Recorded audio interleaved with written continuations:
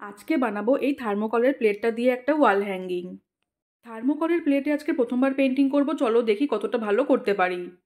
প্রথমেই আমি orange colour দিয়ে পুরো প্লেটটাকে বর্ডার করে নিয়েছিলাম। প্রথমেই আমি একটা পেন্সিল দিয়ে প্লেটটার ওপরে একটা হালকা করে ডিজাইন করে নিয়েছিলাম, তারপরে ওর ওপর থেকে কালার অ্যাপ্লাই করেছিলাম। এই থার্মোকলগুলো নিয়ে কাজ করতে বসে আমার স্কুলের কথা অনেক মনে পড়ে যাচ্ছিল। স্কুলে ছোটোবেলায় এরকম অনেক হাতের কাজ করতাম। এখন যেই ওয়াল হ্যাঙ্গিংটা বানাচ্ছি এটা দিয়ে ভেবেছি রুমের একটা দেওয়াল ডেকোরেশন করব। কিন্তু একটা দিয়ে ডেকোরেশন করলে অতটাও ভালো লাগবে না, তাই জন্যই ভেবেছি আরও কয়েকটা বানিয়ে নিয়ে একসাথে দেওয়ালে লাগাবো। আর সবগুলো বানিয়ে নিয়ে ওয়ালটা ডেকোরেশন করে কেমন লাগছে দেখতে সেটা তো অবশ্যই তোমাদের সঙ্গে শেয়ার করব। তারপরে আমি একটা কালারিং পেপারের ওপর কয়েকটা ফ্লাওয়ার ড্র করে নিয়েছিলাম আর তারপরে ওগুলোকে কেটে নিয়েছিলাম। তারপরে এই ফ্লাওয়ারগুলোকে আঠা দিয়ে একটা করে করে চিপকে দিয়েছিলাম এই প্লেটটার মধ্যে।